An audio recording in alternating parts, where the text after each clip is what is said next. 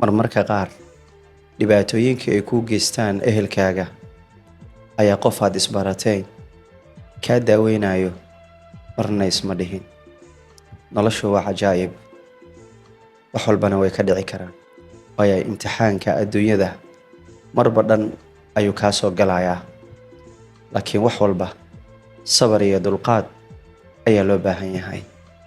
Waxaan u maleynayaa imtixaanadii ugu waaweynaa ee noloshayda ayaan soo maray, laakiin qof walba oo garab haysta, qof walba oo qof isku haleeya haysta, runtii waxaa xaqiiq ah dhibaatadaas inuu ka gudbaayo. Qisadaani waa qiso runtii wax badan aan ka baranayno. Nolosha waa cashir. Inta aan nooshahay maalin walba waxbaad arkaysaa. Qisooyinkii aan soo tabiyay runtii qisadan wax badan ayay kaga duwan tahay. Waxaa ku jira waxyaabo qaar adan marna maleysanaynin inay dhici karaan. Haddana ogow, tani waa adduunyo. Magaca qiso ayaaba waxaa ah cashir, wax walbana laga dhex arkayo. Sababta aan qisooyinka mar walba u soo gudbiyay waxay tahay in bulshada Soomaaliyeed waxyaabo badan ay ka bartaan qisooyinka. Qofka qisada ay ku dhacdana si bulshada ula wadaago, markaa ducana uu helo, dadkana qisadii xanuunka badnayd ama farxadda badnayd ee isaga ku dhacday bulshada ula wadaago si cashir ay u noqoto ay ugu bartaan. Qof ku xiran higsi number 1 waxaan u maleynayaa cashiro badan oo nolosha uu ka bartay inay buugga ama maskaxdiisa ay ugu qoran tahay, oo beritoolene wax badan uu dadka ugu sheekeyn karo oo halkan ka bartay. haddii aad ku cusub tahay channelka fadlan subscribe noo dheh una share gareeya asxaabtaada ha iloobin page-kana inaad follow noo dhahdo.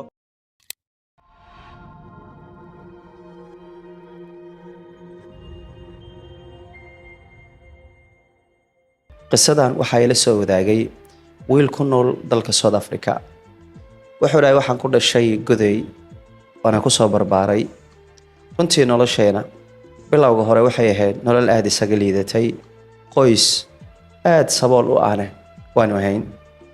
Waxay noloshu iyo waqtiga ay socoto dugsiga quraanka iskoolka, anigu waxaan ahaa wiil waxbarashada aad ugu liita xaqiiqdii, aadna waan isugu dhib qabnay macallimiinta iskoolka. Ugu dambeyn anigoo yar ayaa waxaa la igeeyay farsamada baabuurta lagu suubiyo ama garaash sida Soomaalida u yaqaanaan. Waxay noloshu sida ahaataba abtiyaashii hooyo la dhashay waxay ganacsiyo ku kala haysteen South Africa. Mar walba waxaan ku hamin jiray in South Africa aan tago halka aan ka soo shaqeysto. Wuxuu waqtiga socdo aaba ayaa tiisa u timaaday oo geeriyooday. Familka culays aad u tiro badan ayaa soo koray. Reerkeenana waxay u badnaayeen gabdho, aniga iyo wiil kale, afarta kale waxay ahaayeen gabdho. Maalin maalmaha ka mid ah ayaa abti yimid oo South Africa yimid. Kadib aniga abti ayaa sheekeysanay. Waxaan ku dhahay abti, waad u jeedaa aaba waa u dhintay, anaga reerkeenana gabdho ayaa u badan. Hooyaday runtii waa jeclahay inuu nolol qurux badan ku nool inaan arko.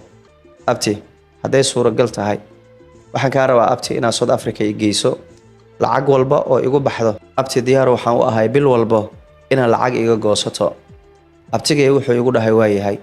Aad baan u farxay, waayo waxay ahayd riyo aan lahaa maalinna inay ii rumowdo aan jeclaa. Ugu dambeyntii sidaasi ayaan ku soo baxay, waxaan imid South Africa.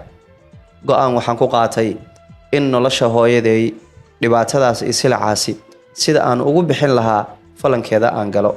Lacagta aan qaato bishii kolley qof walba oo South Africa taga dhalinyarada waxay gadaan tukaan. Qaybna abtigay ayaan u jari jiray, qaybna hooyo ayaan u soo diri jiray.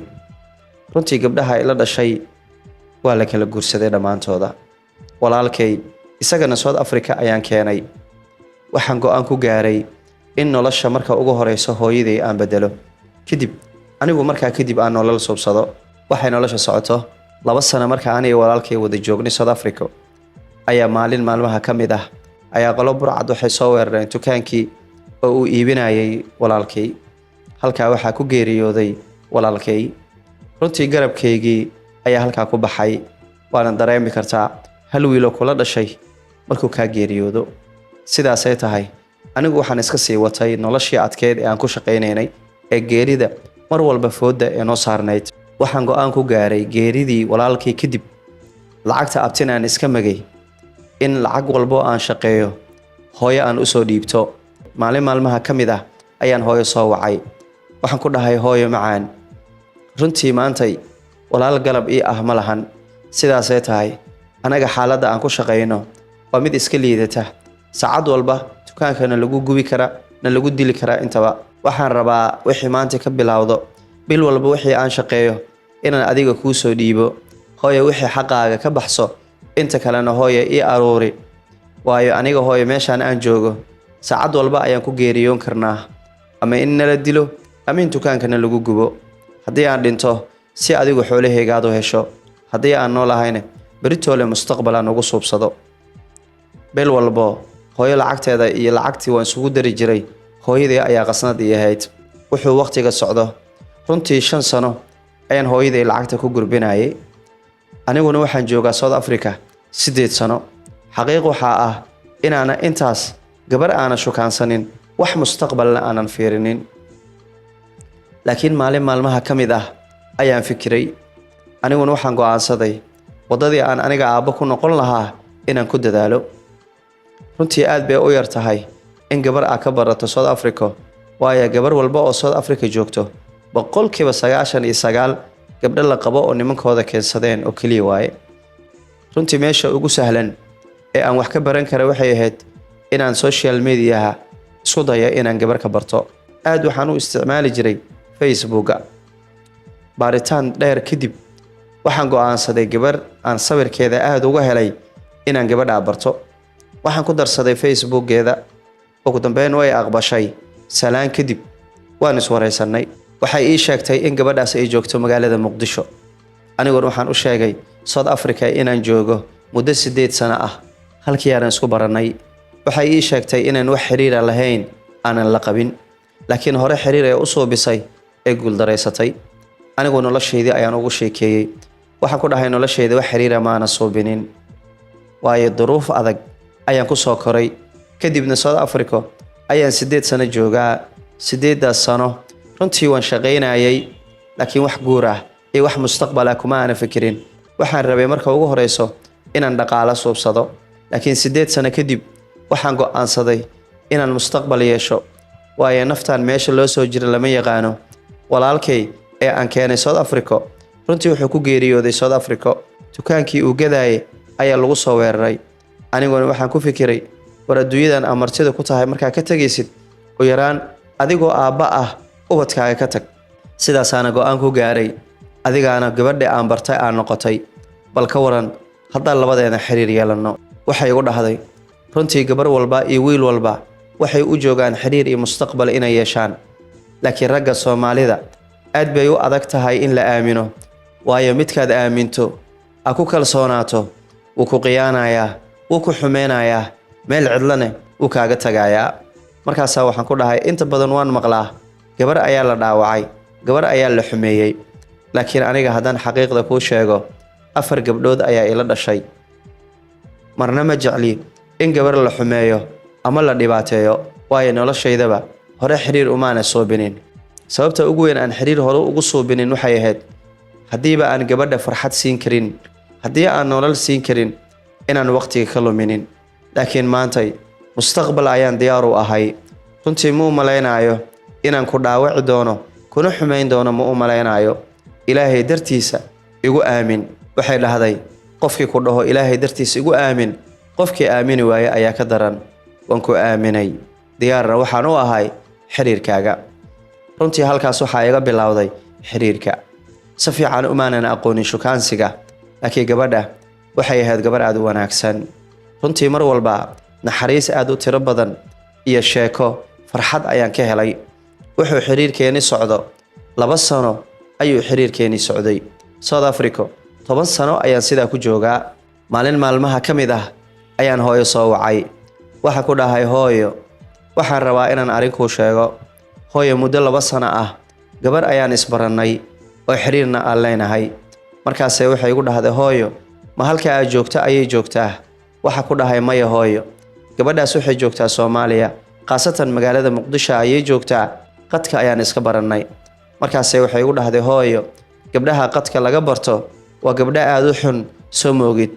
markaasaa waxa ku dhahay hooyo, gabadhan 2 sano ayaan aqaanaa gabadhaani gabar xun ma aha waa gabar wanaagsan hooyo waa gabar mar walba igala dadaaranta inaan waalidkayga ka warqabo salaadana mar walba hooyo i xasuusisa waa gabar aad u wanaagsan markaas hooyo waxay ku dhahday hooyo gabar walba oo la barto qof wanaagsan ayay iska dhigtaa laakiin runteeda markii la guursado ayaa la ogaadaa markaasaan ku dhahay hooyo ii duceey waad u jeedaa 10 sano ayaan kaa maqanahay oo shaqo iyo orod aan ku jiraa hooyo waxaan ku fikiray adduunyada marsida lagu yahay in anigoo aabba ah oo reer leh hadiiba aan ka geeriyoonayo oo aan ka tagaayo markaasay ugu dhahday hooyo waa ari wanaagsan laakiin soo ma wanaagsan hooyo gabar ehelka ah qaraabada ah in ma aragtay aan ku raadino oo aan kugu darno markaas waxa ku dhahay hooyo soo ma wanaagsana 2 qof oo isfahantay ika isdoortay inay isguursadaan markaasay ugu dhahday hooyo wax haleeyaba waa midda gabar ehelkaaga ah ee walaasha ah ee aanan ku xumeyneynin yacni laga dhihi karo soo hooyo ma wanaagsano markaas waxa ku dhahay hooyo runtii waxa fiican qofka mustaqbal hadii uu yeelanayaba qof ay isfahansan yihiin aniguna hooyo gabadhaas ayaan isfahansanahay 2 sano ayaan hooyo xiriir leenahay hal maalin hadal xun imeena dhihin ma kala caroonin 2 qof oo aad isku fahanna waan nahay markaas waxay ugu dhahday wiilkayga dhalinyarada hadda jiraan inta badan hadalka waalidkooda ma maqlaan laakiin maalin aad arki doontaa markaas ku dhahay hooyo anigu waan jeclahay hadalkaaga inaan maqlo hooyo macaan anigu gabadhan aad baan u jeclahay hooyo adiguna waan hubaa markaan ku baro in wanaageeda aad arki doonto markaas ku dhahay hooyo waan ku barayaa haye ayay ugu dhahday runtii hooyo iyo gabadhii ayaan isbaray gabadhu waxay ahayd gabar baariyada aadna u wanaagsan mar walba hooyaday way xiriirin jirtay xaaladeeda ayay wareysan jirtay waxay nolosha socoto aniga gabadhii 4 sano oo xiriir jacayl ah ayaan leenahay waxaana joogaa South Africa 12 sano ugu dambeyntii waxaan go'aan ku gaaray inaan imaado si aan gabadhaani u guursado mustaqbal iyo nololna aan u subsado runtii aniga gabadha waan wada hadalnay waxa ku dhahay waxaan rabaa inaan imaado Muqdisho ayaan imaanayaa reerkaaga ayaan ka doonanayaa markaan aqal galno kadib waxaan rabaa inaan ku kaxeeyo oo hooyo agtooda ku geeyo halka ay ii joogto anigana dib South Africa ugu soo noqdo waxay ugu dhahday dib ma lahan ilaahay hadduu calafkan iska daro meel alla meesha adigu ku qanacsan tahay diyaar aan u ahay aad baan ugu farxay runtii waxaan jeclaa 6 bilood kadib inaan soo baxo oo aan imaado laakiin adduunyo iyo buriskeeda iyo marba inta wax ka dhimanay buuxi ayaa waxay ugu qaadatay sanad kale sidaas aniga gabadhii 5 sano oo xiriir jacayl ayaan leenahay South Africa-na 13 sano ayaan ku noolahay anigu dhammaan dhaqaalahayga waxa ii hayso hooyaday hooyan waxa ku dhahay hooyo waan soo baxayaa bishan haday dhamaato waxaan imaan doonaa Muqdisho hooyo waxaan rabaa lacagtayda inta aan u baahdo inay ii soo dirto halka ayaan ku aqal gali doonaa ugu dambeynna waxaan rabaa hooyo gabadhan markaan soo guursado inaan ma aragtay ku keeno oo adiga ay kula noolaato anigana shaqada dib ugu soo noqdo markaas hooyo waxay ugu dhahday ma iska joogto waxa ku dhahay hooyo 13 sano ayaan South Africa joogaa waan shaqeeyay waan daalay hooyo waxaan u baahanahay nolol gabadhan masaakiintana 5 sano ayaan hooyo wada soconnaa iyada nafteeda mustaqbal iyo nolol ay u baahan tahay waana ogtahay hooyo gabar waqti ayaa ku socdo ugu dambeyntii way soo qaban qaabiyay waan soo baxay magaalada Muqdisho ayaan imid runtii intaan magaalada imaanin asxaab badan oo iskala shaqeynayna South Africa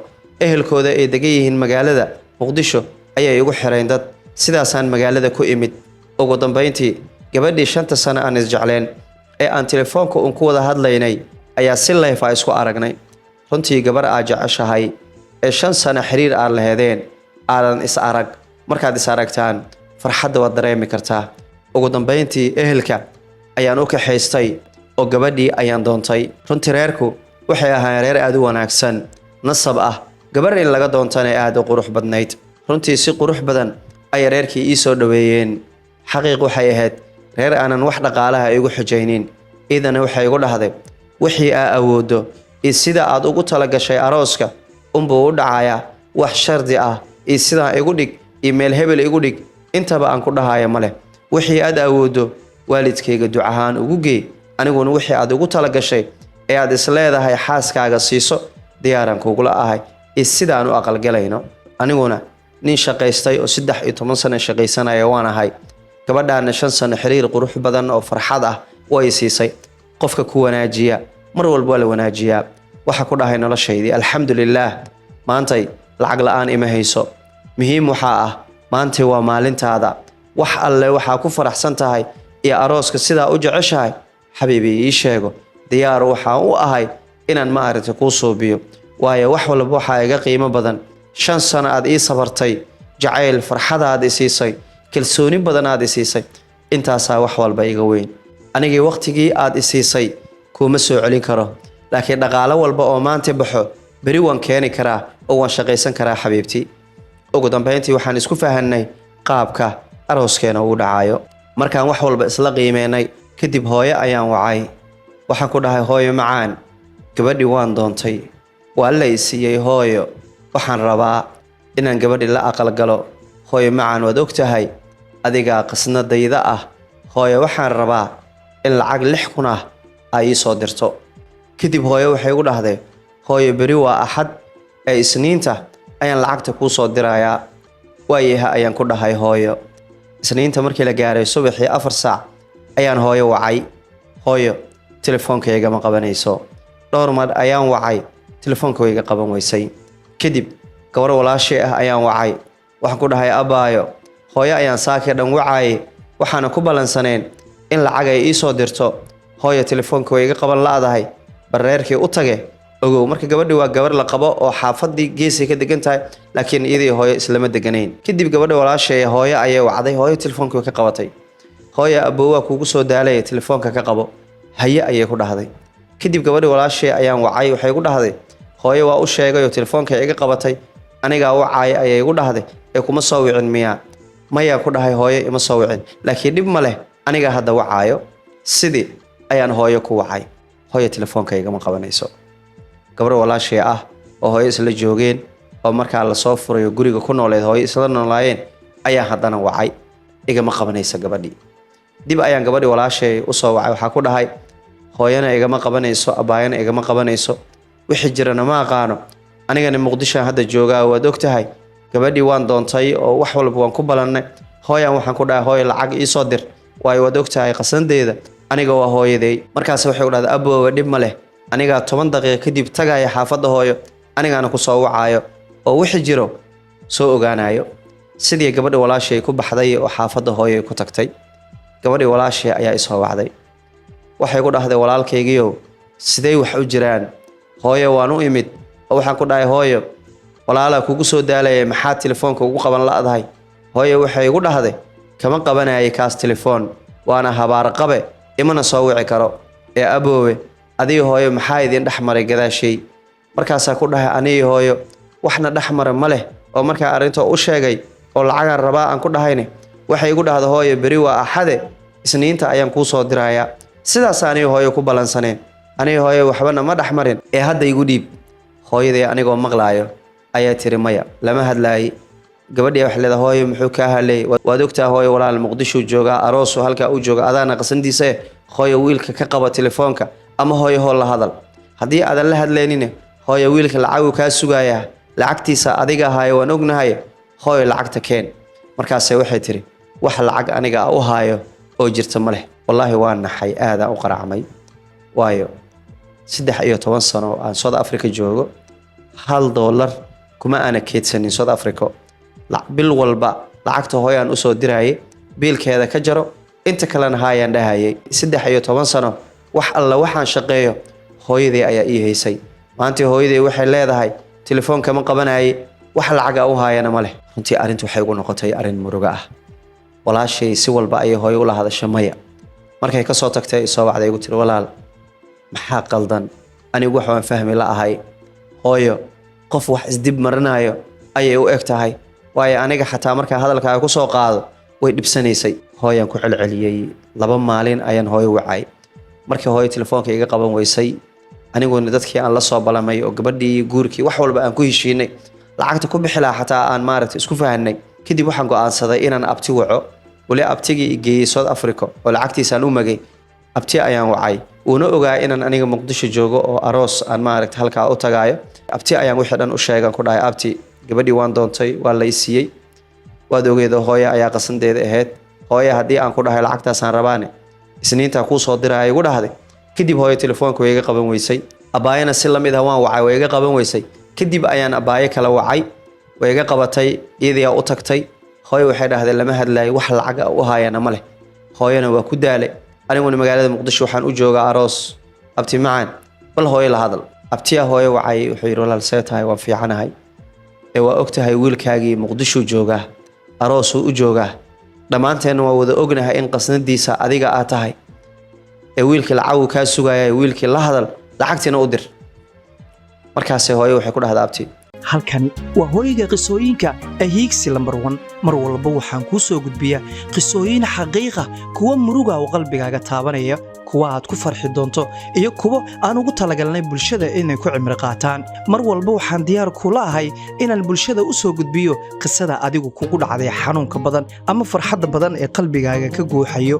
haddii aad ku cusub tahay channelka fadlan subscribe noo dheh una share gareeya asxaabtaada hayloobin page-kana inaad follow noo dhahdo mar walba waxaan ku leeyahay ha guulaysto jacaylka oo anigoo ah Subar Carab